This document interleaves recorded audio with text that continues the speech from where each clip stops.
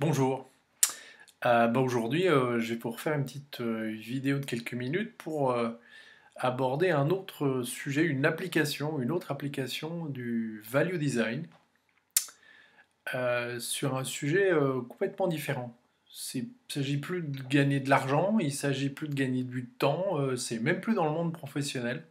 Je vais vous présenter un exemple vécu, évidemment, où en fait je me suis rendu compte ce jour-là, quand j'ai eu cette expérience-là, que ce raisonnement du value design peut s'appliquer à n'importe quoi pour gagner du bonheur, tout simplement, pour être mieux après qu'avant. Et c'est là que j'ai compris en fait que cette démarche, c'est pas une méthode, c'est une façon de penser vraiment originale qui s'adapte parfaitement à la résolution de problèmes complexes, des problèmes collectifs avec des gens. Genre, voilà. Voilà, je m'appelle Olaf de MR, hein, c'est toujours le même, value designer. Et voilà, le sujet que je vais vous présenter, c'est une expérience que j'ai vécue il y a quelques années maintenant. Euh, En fait, j'étais un jeune professionnel de l'application de ce raisonnement-là, et je vivais à l'époque en province, dans une petite ville qui s'appelle Angers, une petite moyenne ville, gentille ville, la douceur angevine, génial. On a eu plein d'expériences tout à fait sympas. Et il se trouve que je travaillais en région parisienne, comme beaucoup d'Angevins, commuters, et que j'avais mes enfants qui allaient à l'école, qui étaient petits, qui étaient à l'école maternelle à l'époque, et que un jour, je suis allé rechercher mes enfants à l'école, ça m'arrivait de rester là et de ramener les enfants à l'école, et la directrice de l'école maternelle, dans laquelle étaient mes enfants, m'a dit, Monsieur Demer, vous faites du conseil, non? Bon, je la vois venir, elle dit oui, en effet, de quoi s'agit-il? Ben voilà, j'ai un problème que je ne sais pas comment gérer. Et je me suis demandé si vous pouviez pas m'aider. Je dis bah volontiers, enfin si c'est dans mes cordes. Bon. Et elle m'explique. Voilà, je suis directrice de l'école maternelle de vos enfants. C'est une petite école de quartier à Angers, école privée, confessionnelle, catholique. La directrice catholique, directrice d'école, mais c'est une école conventionnée, hein, normale, me dit voilà, le ministère de l'Éducation nationale et le diocèse, qui est notre tutelle, nous demandent de réaliser un projet éducatif de l'école. Pas le projet pédagogique, qui relève des instituts, qui est géré par le ministère, mais là c'est un projet éducatif, il y a quelques années. On a demandé aux écoles de réaliser un projet éducatif pour les enfants. Et la particularité de ce projet, me dit la directrice, c'est qu'on nous a demandé de le réaliser avec les parents. Ce qui semble logique. Et elle me dit oui, et ça me pose un problème particulier, c'est que je suis dans une école un peu particulière, école privée, confessionnelle, catholique. Tout le monde le sait, hein, c'est écrit dessus. J'ai deux populations de gens qui nous confient leurs enfants. Il y a deux catégories de personnes, et c'est à peu près moitié-moitié. Il y a d'une part les gens qui veulent mettre leurs enfants dans une école maternelle catholique, confessionnelle, pour ça, parce qu'on y véhicule les valeurs, les enseignements, etc., du Christ. Et il y a une deuxième catégorie de gens qui nous confient leurs enfants, ce sont les gens du quartier, parce qu'ils trouvent que l'école est vachement sympa, ce qui est le cas.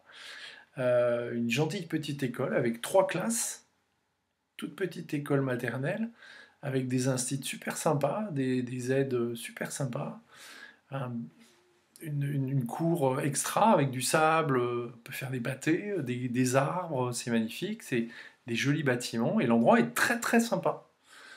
Donc on a ces deux catégories de personnes qui nous confient leurs enfants. Et je me suis rendu compte, me dit la directrice, que on me demande de réaliser un projet éducatif avec ces deux catégories de parents-là. Et elle me dit, j'ai besoin d'un consultant pour m'aider à éviter les conflits dans cette problématique d'établir un projet éducatif. Elle m'a dit, je me sens pas du tout de taille, pourtant directrice d'une école, quoi.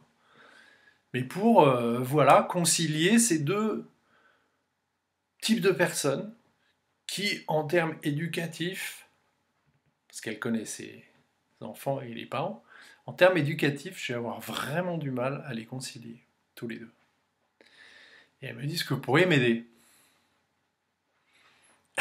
Alors là, il m'a dit, donc, bon, bah écoutez, je vous demande quand même 24 heures de réflexion, parce que, d'abord, je ne connais rien, enfin, je n'ai pas du tout de connaissances, de compétences particulières en gestion de conflits interreligieux ou confessionnels ou Dieu sait quoi.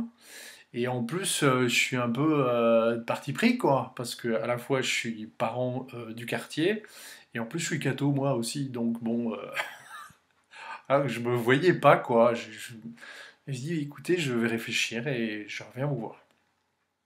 Et on se sépare, j'emmène mes enfants, tout va bien. Puis le lendemain, je suis revenu la voir, je lui dis, écoutez, madame, j'ai réfléchi, je vous propose un truc, je suis pas beaucoup plus sûr que hier, parce qu'il se trouve que moi j'ai appris un truc, c'est un raisonnement qu'on applique à la conception de solutions techniques, organisationnelles dans les entreprises. Et jamais je l'ai appliqué à ce genre de sujet-là. Donc je vous proposais un truc, c'est j'ai bien envie d'essayer, mais peut-être ça va pas marcher. Donc je vais vous proposer un truc, c'est je veux bien lancer une réunion, travailler là-dessus, et tester le raisonnement que j'utilise d'habitude sur ce sujet tout à fait particulier, et voir ce que ça donne. Et puis si ça marche, ben on continue. Puis si ça marche pas, eh ben on s'arrêtera là et je pourrai pas vous aider plus. Qu'est-ce que vous en pensez? Elle m'a dit, bah écoutez, oui bien sûr, parce qu'elle n'avait pas d'autre solution. Bon, donc voilà, on a démarré notre truc. Et ben, je me souviens bien que je me suis retrouvé un jour de la semaine, à 16h30 je pense, après l'école, enfin voilà, réunion de parents, dans une des salles de classe assises sur les petites chaises des enfants, et avec une vingtaine de parents qui étaient réunis là, sauf que bien entendu, il n'y avait que des mamans. Et j'étais le seul homme dans la pièce. Ça a été 25 avec la directrice, les instits, les ATSEM, etc. Et que des mamans. Et en plus, dans les mamans, évidemment, il y en avait pas mal que je connaissais, puisque c'était des personnes dont je connaissais les enfants, voire des amis qu'on voyait ailleurs, quoi. Enfin, normal, l'école. Et je me suis retrouvé là, donc, et la directrice qui dit, bah voilà, mesdames, nous sommes réunis pour travailler sur le projet éducatif de notre jolie école, comme le ministère nous y a incité, ainsi que le diocèse. Et monsieur le maire s'est proposé pour animer notre réunion. Alors, il y a eu un petit moment de flottement parce qu'elle savait bien que j'étais un papa. Donc j'ai commencé le truc en disant, bah voilà mesdames, bonjour, celles que je connais, celles que je connais pas, bonjour aussi. Il se trouve que je suis consultant, donc ça m'arrive d'animer des réunions de travail. Et madame m'a demandé d'animer, donc je vais essayer de voir, et en fait, je suis pas du tout certain d'être l'homme de la situation, donc je vous demande toute votre compréhension et votre... voilà. Euh, et aujourd'hui, je vais vous proposer, je vais animer la réunion et on va voir ce qui se passe. Et aujourd'hui, j'ai envie de vous proposer de faire un truc. Je vais vous poser deux questions auxquelles on va répondre ensemble. Ça va nous prendre 1 heure. Je vais vous poser deux questions et qui me paraissent centrales pour ce travail, primordial, préalable. Et qu'une fois qu'on aura répondu à ces questions-là, qui vont nous faire parler du sujet, on va noter, quelqu'un va prendre des notes, d'accord, ok, et on va partir de ces questions-là, et ensuite on va se séparer à la fin de la réunion, et puis on écrira bien tout ça, et à la réunion d'après, on commencera à travailler à l'élaboration du projet éducatif. Qu'est-ce que vous en pensez? On me regarde, ah bon, mais je croyais qu'on était là pour le projet éducatif. Il dit oui, oui, oui, c'est bien l'objectif, hein, on est bien là pour travailler sur l'élaboration du projet éducatif de l'école, mais on ne va pas le faire aujourd'hui, en tout cas on ne va pas terminer aujourd'hui, on va démarrer le projet. Et on va travailler sur ce sujet-là, et on prendra 3, 4, 5 réunions probablement pour élaborer ça, qu'on planifiera ensuite, d'accord? Mais aujourd'hui, je vous invite à répondre à 2 questions qu'évidemment je vais vous présenter, et qu'on travaille ensemble là-dessus. Alors finalement, bon, oui, bon, ça prend combien de temps? Bah 1 heure, très bien. Donc, finalement, ils sont d'accord, de toute façon, elles étaient là pour ça. Je dis, voilà, la première question, donc la directrice a rappelé un peu ce que c'était que le projet éducatif, ce qui était écrit dans la lettre du ministère, etc. Et on a commencé à échanger. Du coup, voilà, on va démarrer notre travail. La première question que je voudrais vous poser, sur laquelle je voudrais qu'on soit sûr d'être d'accord de la réponse avant de passer à la deuxième question, c'est à quoi sert un projet éducatif?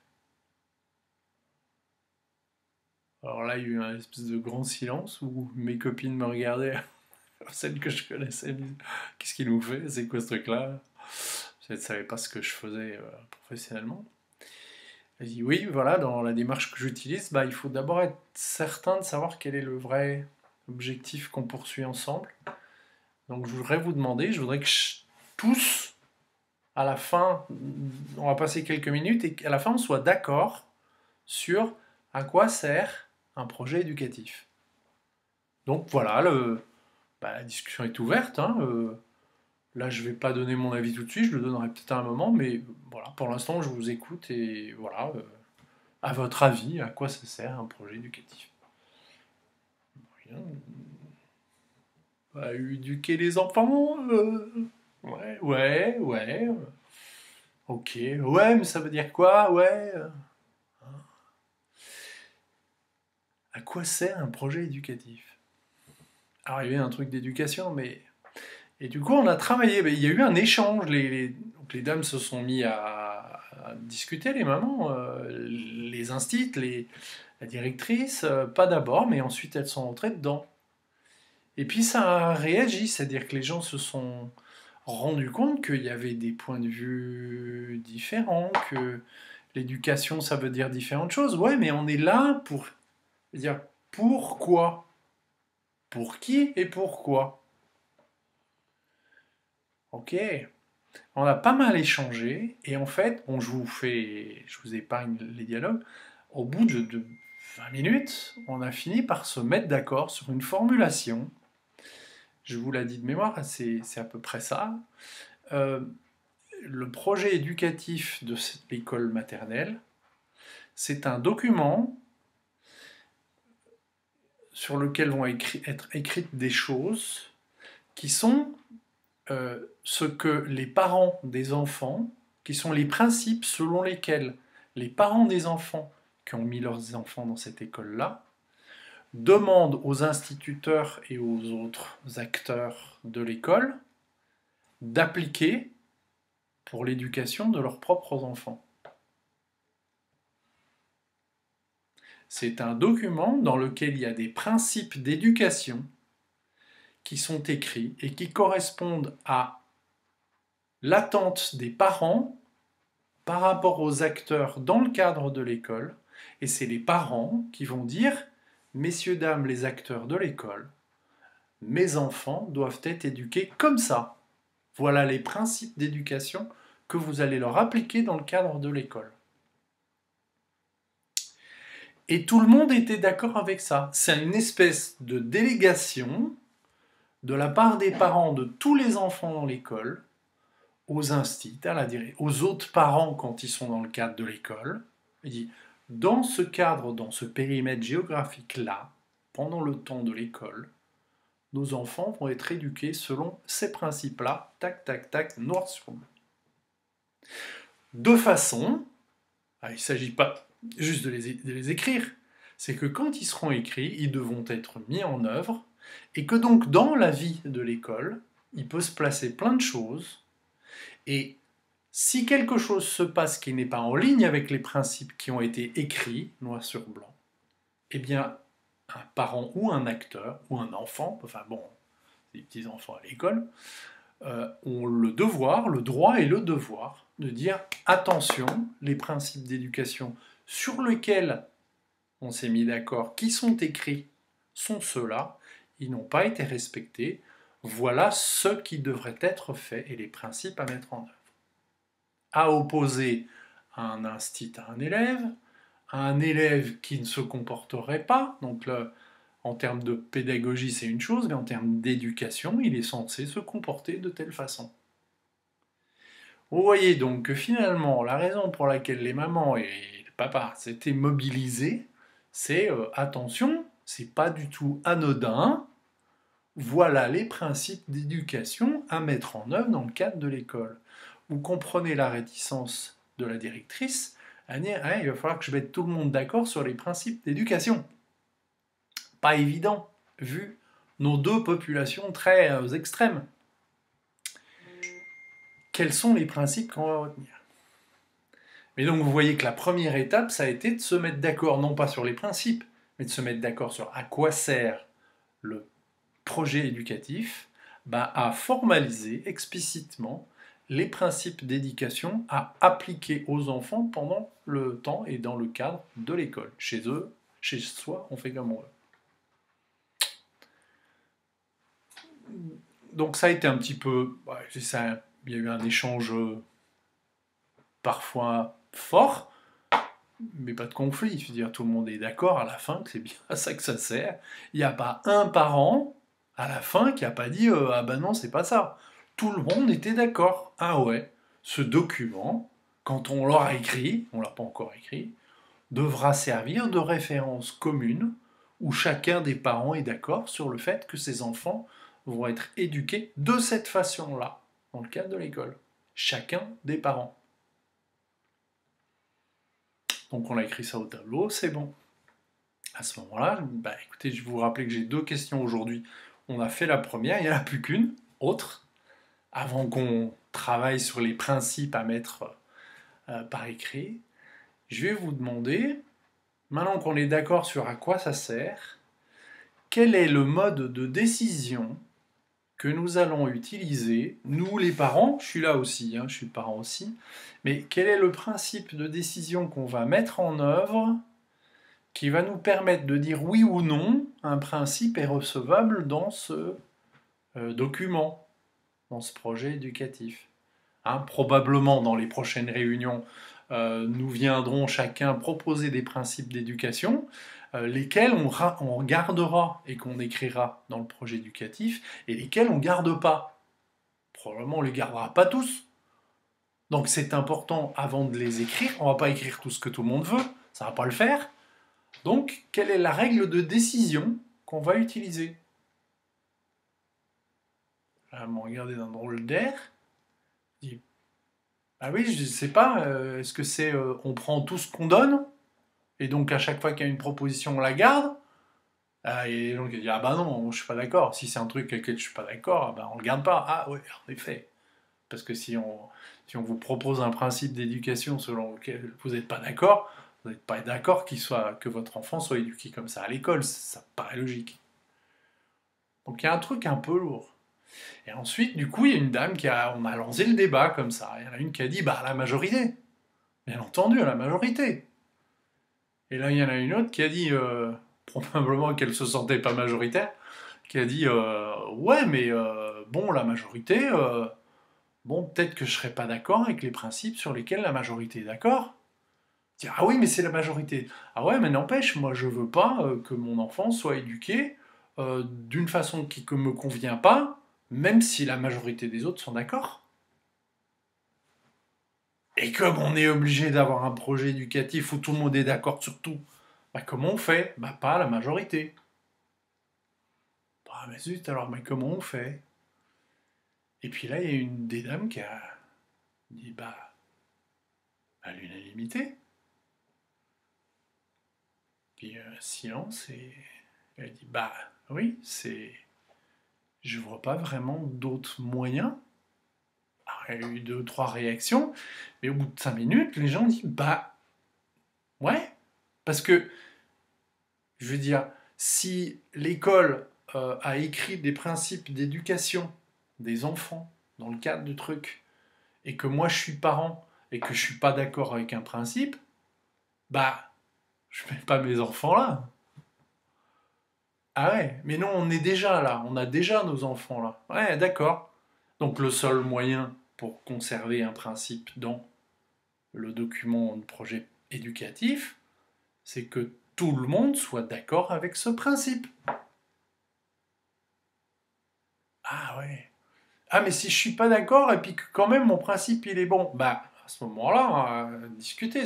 Si une personne dit bah tiens moi j'ai une proposition à faire, elle est toute seule au début, mais peut-être qu'elle peut convaincre tous les autres que c'est un bon principe finalement, et l'amender ou l'adapter pour que tout le monde soit d'accord.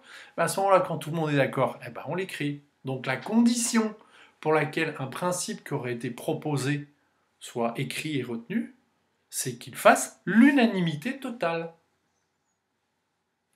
Fin de la réunion. Ben voilà, mesdames, on sait à quoi ça sert, on sait quelle est la règle de décision. Il n'y a plus qu'une seule chose à faire pour les prochaines réunions, mais là, ça fait 1 heure qu'on est ensemble. On a atteint notre objectif. Il n'y a plus qu'une seule chose à faire, c'est venez nous proposer des principes. Et puis on votera, et si tout le monde est d'accord, on le garde. Et si quelqu'un n'est pas d'accord, eh ben on discute jusqu'à ce que tout le monde soit d'accord, ou on le rejette. S'il y a une personne qui n'est pas d'accord, il aura le choix de s'en aller de l'école, ou de l'accepter, c'est-à-dire d'être d'accord. Ok, bon, et puis on se sépare. Et la directrice qui me dit ah bon, mais qu'est-ce que vous croyez qui va se passer? Je dis bah j'en sais rien, on va voir. Je sais que, enfin, il y a dans la population des mamans qui étaient là, des parents qui étaient là. Il y a des gens qui sont très très catho, catho, et des gens qui sont très très quartier. Comment ça va se passer? Ben, je sais pas, mais si quelqu'un vient avec un truc, ben, on verra, on va en discuter. La deuxième réunion s'est passée une semaine après à la même heure. On s'est Alors, comme la première s'était bien passée, j'ai accepté de faire la suite. Donc je suis revenu pour animer. Je dis, bah voilà, là on va passer à la deuxième phase de notre truc, qui est bah, de noter vos propositions. Et on va les prendre toutes. Donc venez avec vos propositions. Si on a le temps Si vous êtes prêtes aujourd'hui, c'est top. Sinon, on va faire 2 ou 3 réunions de récolte de propositions, de principes à mettre dedans. Et puis quand on aura terminé, qu'on pense qu'on aura fait le tour, on va faire le tri de savoir ceux sur lesquels tout le monde est d'accord, il n'y a pas de problème. Ceux sur lesquels il y a une bonne partie des gens qui ne sont pas d'accord, bah, on verra. Et ceux sur lesquels on peut commencer à discuter. Et à la fin, quand on aura tout terminé, bah, il n'y aura plus qu'à constater qu'on est tous d'accord et terminé. Bon, super. Eh bien, cette deuxième réunion et les 2 suivantes, et les 2 ou 3 suivantes, je ne me rappelle plus bien, vous allez peut-être pas me croire, j'ai été stupéfait. J'ai constaté que les mamans sont venues, c'est les mêmes, hein, le même horizon, le même spectre de gens très très d'un côté ou très très de l'autre. Il n'y a pas une proposition qui a été faite qui n'a pas fait l'unanimité. Toutes les propositions, sans exception, toutes les propositions ont fait l'unanimité. Alors là, je peux vous dire que moi, je suis resté un peu étonné et j'ai pas compris tout de suite. J'ai mis quelques temps à comprendre. J'étais enchanté, hein, tout le monde était content, hein. Quand on a vu qu'à chaque fois que quelqu'un disait bah tiens, moi je propose ça, on l'écrit et puis tout le monde ouais, ah on peut peut-être changer ça, ouais. On a fait des petites adaptations, on a corrigé un petit peu des formulations, mais il y a eu zéro débat avec les mêmes parents, des parents hyper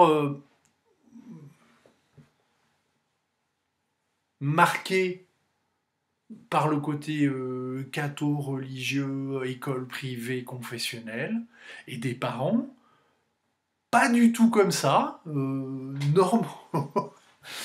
sans a priori, des gens parfois plutôt athées, plutôt, alors quand même ils sont dans une école confessionnelle, donc ils sont pas non plus contre, c'est pas possible, mais des gens qui n'ont pas mis leurs enfants pour ça et qui ne vivent pas ça, eh bien des gens des deux bords, enfin de tous les bords ont fait des propositions et chaque proposition a été acceptée.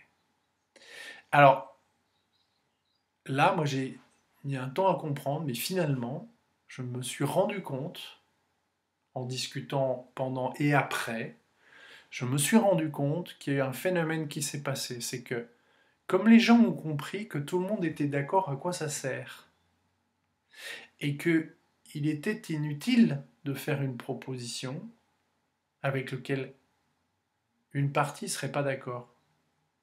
Parce que si je rentre en disant il faut faire 3 patères et 3 AV en s'agenouillant dans la cour, bah, enfin c'est idiot, hein, personne n'allait le proposer, mais je fais une proposition stupide.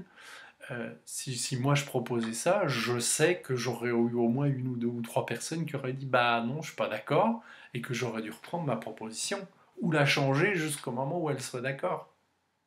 Et qu'en fait, la prise de conscience du vrai but, et donc la prise de conscience de la vraie règle de décision à l'unanimité qui n'a fait aucun problème, les gens ont compris que les propositions qu'ils devaient faire étaient des choses qui allaient faire l'unanimité sans problème. Et j'en ai discuté avec des amis, en particulier des amis un peu Jeanne d'Arc, quoi, enfin des gens bien, hein, très bien, avec lesquels je suis d'accord sur plein de points, mais qui auraient été un peu loin sur des trucs. J'aurais dit, mais as-tu senti, je leur ai demandé, avez-vous senti, as-tu senti que tu devais te limiter? Et en fait, il y en a une en particulier qui m'a dit, ouais, au début j'étais frustré parce qu'il y a des trucs que j'aurais voulu demander et je me suis rendu compte que comme ça ferait pas l'unanimité, je pouvais pas. Et puis je me suis rappelé pourquoi on avait choisi l'unanimité et je me suis rendu compte que les idées que j'aurais proposées avant auraient généré des tensions et des conflits, mais qu'en fait il n'y a aucun intérêt à les mettre puisqu'elles n'avaient pas lieu d'être.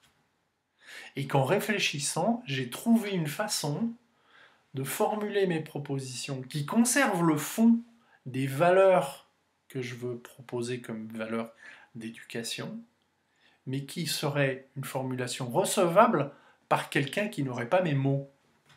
Donc la première réunion a mis tout le monde, chacun, en tout cas ceux qui seront revenus, dans une compréhension qu'il fallait qu'ils fassent attention à l'autre pour qu'on respecte leurs envies à eux. Et c'est ce phénomène-là qui a amené à cette belle unanimité. Quand je revois ça, quand j'ai vu cette expérience-là, je pense que ça démontre ces deux questions-là. Vous avez reconnu les questions du raisonnement valeur. C'est à quoi ça sert? Et la deuxième question, c'est que suffit-il d'habitude? Que suffit-il pour répondre aux vrais besoins? Et en fait, je me suis demandé comment j'allais le tourner. Et je me suis dit, mais qu'est-ce qu'on veut éviter? C'est pas que suffit-il pour éviter de l'argent, du temps, etc. C'est que suffit-il pour éviter des conflits? Et je me suis dit, du coup, la question, c'est que suffit-il pour éviter le conflit? Et en le retournant dans l'autre sens, c'est la même formule, c'est finalement, qu'est-ce qui suffit pour que tout le monde soit d'accord? Et que du coup, il n'y ait jamais de conflit. Pour que tout le monde soit d'accord dans une discussion, il faut que chacun soit d'accord. Donc il faut que chacun, que unanimement, tout le monde soit d'accord sur la proposition. J'ai compris à ce moment-là que j'étais devant avec ces deux questions-là. Et le principe, c'est de travailler avec les parties prenantes. Il fallait travailler avec les parents et avec les instits et avec toutes les personnes concernées. C'est qu'en travaillant avec ces deux questions et ce principe-là, je peux travailler sur n'importe quelle problématique, y compris complexe, c'est-à-dire émotionnelle, éducationnelle, culturelle, interculturelle. J'en parlais encore ce matin. S'il y a un sujet complexe, c'est comment on va éduquer les enfants dans une école catholique, dans une république laïque. Bien, sincèrement, en termes de complexité, ça se pose pas mal là. Eh bien, j'ai eu plein d'autres expériences, mais je pense que c'est la plus aboutie, la plus évidente, qui me permet de démontrer, d'illustrer à quel point ce raisonnement-là, tout simplement, évite un conflit. Une guerre de religion, j'allais dire, mais c'est un peu tiré par les cheveux. Pas à notre époque. Merci Seigneur. Alors, ça c'est le beau côté. À un moment, j'ai eu très peur, par contre. Alors, on en est au bout et vous pouvez arrêter là si vous en avez marre, le point est marqué. Enfin, en tout cas, ce que je voulais vous dire est dit. J'ai quand même eu un petit truc qui s'est passé derrière. C'est que j'ai bien cru que ça allait capoter. On a eu, ce que je vous ai dit est parfaitement exact. Enfin, en tout cas, je pourrais cracher que c'est exact, que c'est ce que j'ai vécu. D'autres l'ont peut-être vécu autrement. Mais les faits sont là, et il se trouve que les réunions ont continué et qu'au bout d'un moment, je ne pouvais plus rester là pour animer. Donc parce que j'avais du boulot en région parisienne, donc je suis revenu une fois, deux fois, trois fois. Et puis après, j'ai laissé la main et la directrice m'a dit impeccable, je continue. Donc elles ont continué, et un jour, c'est 2 mois après, le projet était encore en cours, et j'ai croisé. Non, je suis revenu à une réunion où c'était un peu le wrap-up, quoi, le bon bah ça y est, on a tout fait, on a notre liste, etc. Donc après 4-5 réunions. Et on était en train de se féliciter tous que du super boulot, qu'on avait un truc très chouette, où tout le monde se retrouvait bien, quoi. C'est des jolis principes éducatifs que tout le monde était d'accord.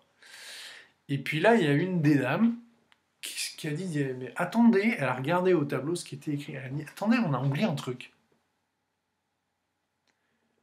Et bon, qu'est-ce qui se passe? Et là, elle a demandé de silence. Il dit attendez, non, c'est important. Et il se trouve que c'était une des plus attentives à la lettre catholique de l'enseignement. C'est la dame qui s'occupait des relations avec le diocèse, qui représentait le diocèse dans la réunion. Et elle a dit écoutez, on a oublié un truc, regardez ce qui est écrit dans le brief du ministère et du diocèse. On nous demande d'établir, comme on l'a fait, des principes éducatifs. Et le diocèse avait fait compléter en disant ces principes éducatifs devront faire explicitement mention des enseignements et de la lettre de la parole du Christ et de l'Évangile. Là, je me suis dit aïe aïe aïe, ça revient par la porte. On va avoir un problème. Je me suis dit zut, qu'est-ce qui va se passer? On avait tous nos jolis petits textes, tout le monde est content, et pan, elle revient avec il faut formuler ça de la façon qui est. Et puis, je me rappellerai toujours, cette dame a regardé son papier, là, et il y a eu un grand silence, et personne n'a pas... Et elle a continué, elle a dit, mais je relis ce qu'on a écrit, là. Tous ces termes-là. Les enfants seront respectueux envers les enseignants. Ils se salueront et se respecteront. Vous voyez, c'était tout des trucs comme ça, complètement anodins, quoi. Et elle dit, mais quand je prends chacune de ces phrases-là et que je les relis, eh ben elles sont déjà dans les Écritures. Elles sont déjà dans le Nouveau Testament. Elles sont déjà dans la Bible. Regardez, et elle a fait l'exercice, elle a pris 3. Tiens, ça, regardez, ça c'est Galates 1,23, ça dans Saint-Luc, ça y est, c'est écrit. Alors c'est pas les mêmes mots, mais... Et là, elle a continué son truc toute seule, elle a dit, vous savez quoi, puisqu'on est d'accord sur tous ces textes-là, on va pas les changer. Par contre, je vais travailler avec Madame Machin et Madame Machin, et pour la prochaine fois, on revient, on va, pour chacune des phrases qu'on a écrites, rajouter les endroits dans les Écritures qui correspondent exactement à ce même message. Vous allez voir, on va trouver tout ça toute seule, il n'y a pas de problème. La semaine prochaine, ce sera fait. On conserve les principes éducatifs tels qu'on les a décrits et on va les rattacher avec une mention aux Écritures catholiques, des catholiques. Alors moi, je suis resté... Ça s'appelle un miracle. Enfin, de chez moi. C'était dingue. C'est qu'en fait, elle a tellement compris que tout le monde était d'accord que même la contrainte de la mention explicite des Écritures n'a posé aucun problème, et que les gens qui n'étaient pas attachés à ce formalisme, ça leur était égard, puisque les principes sont restés formulés comme on les a mis, et que tout le monde est d'accord. Alors moi, là, vous voyez, moi j'ai compris que ce jour-là, on avait mis le doigt sur un truc de dingue. Voilà, je voulais pas vous laisser sans ça. Et finalement, elles sont revenues avec leur texte, et puis derrière, elles ont travaillé au graphisme de façon à ce que ce soit un joli truc. Il y avait les lignes des principes éducatifs qui étaient écrites là, la petite mention, puis ils avaient fait des petites illustrations, et puis ils avaient fait ça dans un joli décor une maison avec une famille. Enfin, c'était très, très, très chouette. C'était une belle expérience. Je voulais vous livrer ça. Et vous en tirerez comme moi probablement la compréhension, enfin la conclusion que ce raisonnement anodin value design, c'est à quoi ça sert. Et il faut répondre avec ceux qui savent, les utilisateurs et les bénéficiaires. Et que suffit-il en argent ou en conflit évité, en bonheur, quoi. Ça marche très très bien. Voilà, merci pour votre patience et à bientôt pour une autre illustration où on reviendra à des choses un petit peu plus matérielles. Voilà. Il en faut peu pour être heureux, vraiment très peu pour être heureux. Ta ta ta ta ta ta ta ta.